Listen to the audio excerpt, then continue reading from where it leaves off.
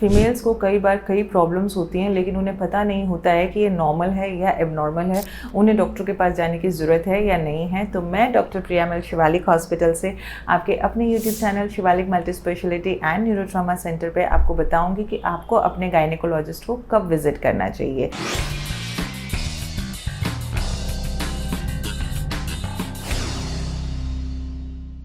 ये 10 पॉइंट्स आप हमेशा ध्यान में रखिएगा।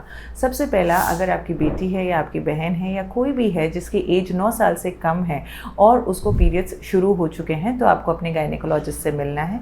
सेकेंड पॉइंट, अगर आपकी एज 16 ईयर से ऊपर है, 16 साल से ज़्यादा है और फिर भी आपको पीरियड्स नहीं आए हैं, तो आपको चेकअप की ज़रूरत है। थर्ड, आपके पीरियड्स चल रहे हैं लेकिन पीरियड्स काफ़ी इरेगुलर हैं। इरेगुलर मतलब कि आपको जो पीरियड्स आते हैं वो सिर्फ 2 दिन के लिए या उससे कम दिन के लिए आते हैं, या फिर 7 दिन से ऊपर तक भी आपको पीरियड्स रहते हैं। नेक्स्ट, अगर आपके जो पीरियड्स के बीच का जो अंतराल है वो 21 दिन से कम का है या 35 दिन से ज़्यादा का है, और जो ब्लीडिंग हो रही है पीरियड्स में वो बहुत ज़्यादा हो रही है या बहुत कम हो रही है। बहुत ज़्यादा मतलब कि हैवी क्लॉट्स आना, बार बार पैड्स का चेंज करना। फोर्थ पॉइंट आता है डिस्मेनोरिया। डिस्मेनोरिया मतलब पीरियड्स में होने वाला पेन जो कि नॉर्मल होता है, लेकिन इसको एबनॉर्मल या डिस्मेनोरिया जब कहा जाता है जब ये इनटॉलरेबल होता है, मतलब आप सहन नहीं कर सकते हैं और आपकी जो डेली रूटीन एक्टिविटीज होती हैं वो डिस्टर्ब हो रही हैं, आप अपना काम प्रॉपर तरीके से नहीं कर पा रहे हैं, तब आपको अपने गायनेकोलॉजिस्ट से मिलने की जरूरत है। फिफ्थ पॉइंट आता है डिस्पैरोनिया। डिस्पैरोनिया मतलब इंटरकोइटिस या सेक्स के दौरान आपको दर्द होना। सिक्स्थ पॉइंट आता है एबनॉर्मल वजाइनल डिस्चार्ज, मतलब आपके वजाइना से या शरीर से जो भी पानी निकलता है उसकी कंसिस्टेंसी बदल चुकी है, यानी कि दही जैसा पानी आना, उसके अंदर बदबू आना, उसके अंदर जलन होना और आपको खुजली आना।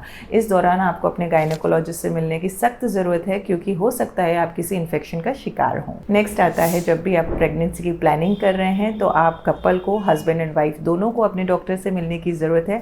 पहले कुछ रूटीन इन्वेस्टिगेशंस कराने की ज़रूरत है और फिर आप अपनी प्रेगनेंसी खुशी से प्लान करें।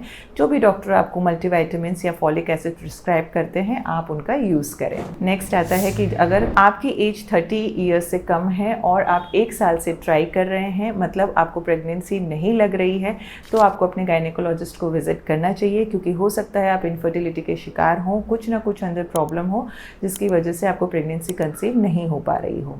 और एज अगर 30 ईयर्स से ज़्यादा है और आप 6 मंथ्स तक ट्राई कर चुके हैं, तो आपको अपने गायनेकोलॉजिस्ट के पास जाने की ज़रूरत है। 9th पॉइंट आता है प्रेगनेंसी। प्रेगनेंसी में तो आपको अपने डॉक्टर को दिखाना ही है। Proper ANC visits, proper follow-ups and checkups every monthly होने ज़रूरी हैं कि आपका बेबी अच्छे से ग्रो कर रहा है, आप अपनी हेल्थ और डाइट को मेंटेन कर रहे हैं या नहीं।